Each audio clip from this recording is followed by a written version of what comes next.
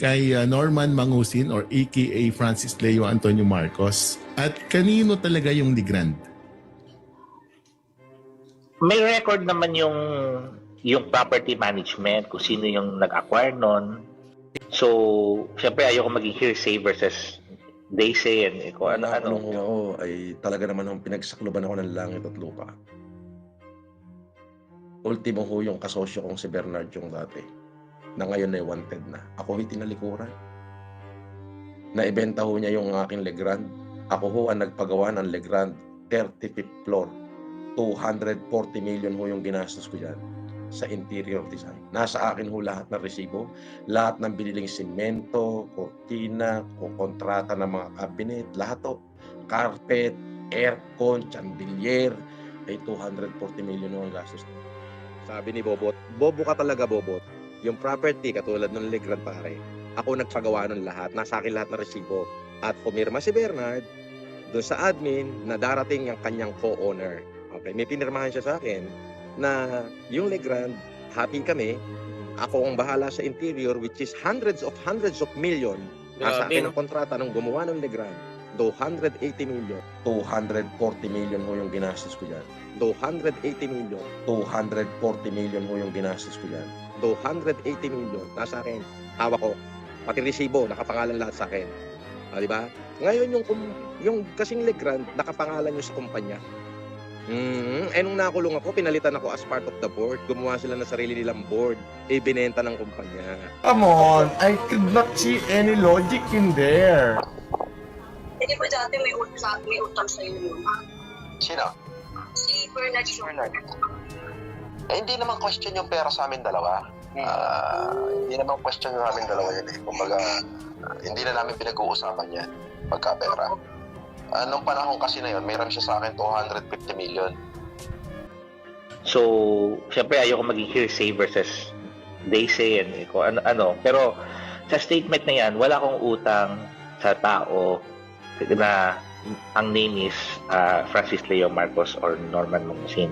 Ito naman, ang pagkakaintindi ko dito, sir, ang tinutukoy mo na maraming utang sa'yo, si Sir Bernard Chong naman, ito yung sinasabi mo. Marami pa rin siyang utang sa akin. Oo, yung Legrand ko nabenta niya yan eh. Minumura ko na nga sa chat eh. So si Bernard Chong ito. Napapasta niya. Ang pinag-uusapan kasi yung sinabing utang sa'yo ni Manny Pacquiao, wala tayong pakialam kay Bernard Chong. Kasi hindi ko na gigets yung logic eh.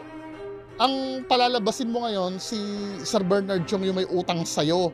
Hindi eh. Ang pinag-uusapan dito si Sir Manny Pacquiao kasi ang nangyayari sa storytelling, ang lumalabas, si Manny Pacquiao may utang kay Bernard Chong, tapos si Bernard Chong maraming utang sa'yo.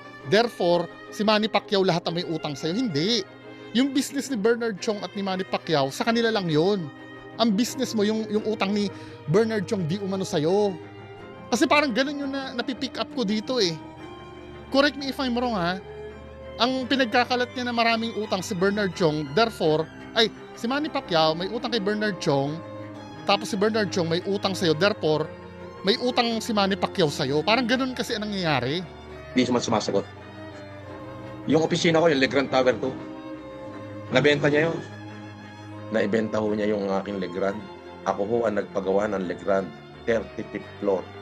240 million ho yung ginastos ko dyan.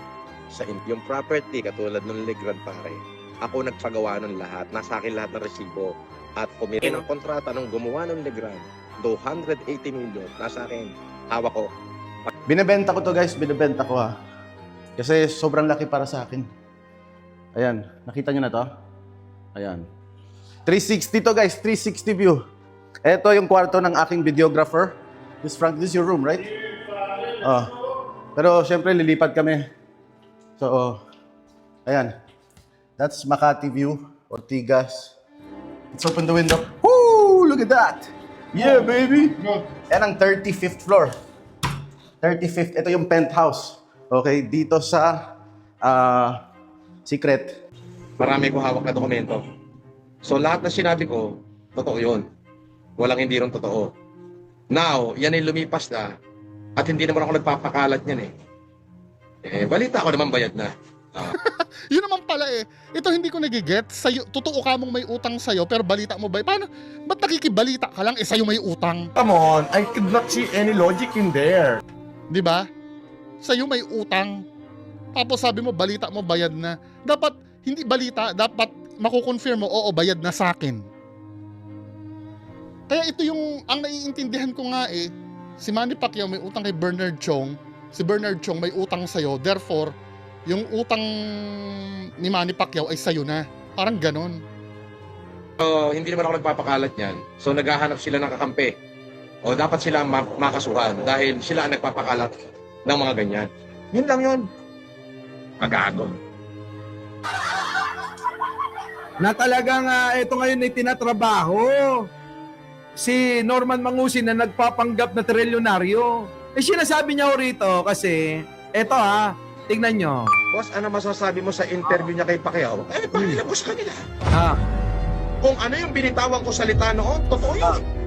Kung ano daw yung binitawan niyang salita noon, totoo yun, eh bakit di mo banggitin? Sa akin lahat ng ebidensya, lahat ng papel, lahat ng kasuhan, nasa akin. Lahat daw ng ebidensya, lahat ng papel ng kasuhan nasa kanya. Hawak ko kasi nandun ako. Hawak ko kasi nandun ako, ba't di mo aminin kung sino nagkaso?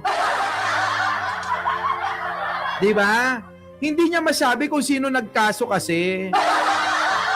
Inangkin mong gago ka eh. Di ba? Inangkin ng tarantado na to, yung pong nagkaso, totoong may nagkaso mga kababayan ko.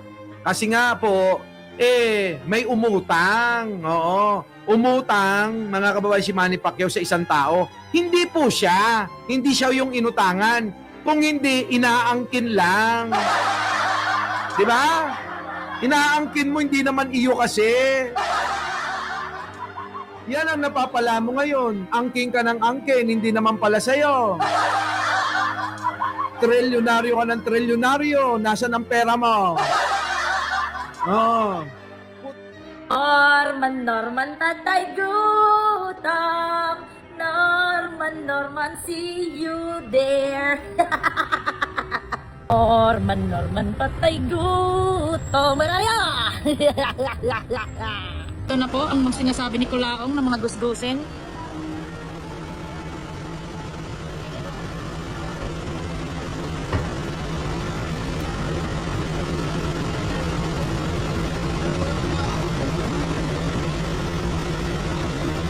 Andito na ang mga dugyutin.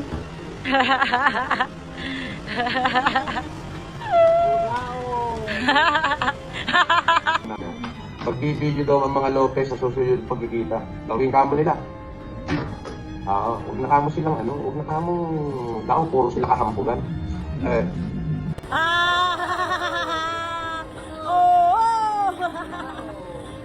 Mutang ina ka. Wala ka dito, boy. Gusto ko na pong humingi ng sorry kay Makagago. Sana matapos na ito.